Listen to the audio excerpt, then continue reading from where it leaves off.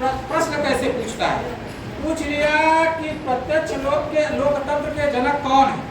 कौन है? रूसो।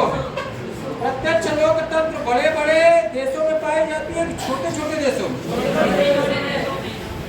अगर कहेगा कि प्रत्यक्ष लोकतंत्र में जो जनमत संग्रह है उसमें जनमत किसकी राय ली जाती है? जिसमें जनता की राय ली जाती है वो कौन से लोकतंत्र होती है? या जनमत संग्रह, ठीक है। जिसमें जनता द्वारा शासक को वापस बुला लिया जाता है वो कौन से लोकतंत्र होती है? और जिसमें जो जनता द्वारा कानून बनाया जाता है वो कौन सी लोकतंत्र होती है?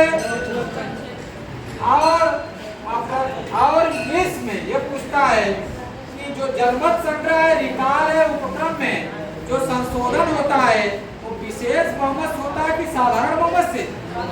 साधारण बहुमत से।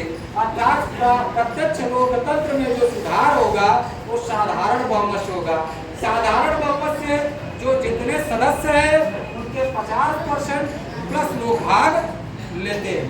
अब दूसरा आता है अप्रत्यक्ष लोकतंत्र। फिर पूछता कैसे है कि जिसमें जनता चुनाव में सीधे रूप से भाग न लेकर बल्कि अप्रत्यक्ष रूप से भाग लेती है उस लोकतंत्र को क्या कहते हैं?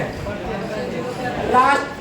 जो जिसमें जनता अपने प्रतिनिधियों के माध्यम से चुनाव में भाग लेती है तो क्या कहते हैं? तो पूछ लिया कि राष्ट्रपति के चुनाव में जनता प्रत्यक्ष रूप से भाग ली कि अप्रत्यक्ष रूप से? अप्रत्यक्ष रूप से भाग ली। तो जब अपने प्रतिनिधि के माध्यम से अप्रत्यक्ष लोकतंत्र को अन्य किस नाम से जाना जाता है? प्रतिनिधि लोकतंत्र। प्रतिनिधि लोकतंत्र में जनता प्रत्यक्ष रूप से भाग लेती है कि अप्रत्यक्ष? और किसमें जनता अप्रत्यक्ष रूप से भाग लेती है? किसमें जनता सीधे भाग लेती है? प्रत्यक्ष लोकतंत्र। अप्रत्यक्ष लोकतंत्र के जनक कौन है? बेंथन है। बेंथन एक व्यक्ति और एक वोट की बात किया। एक व्यक्ति और एक वोट की बात किया।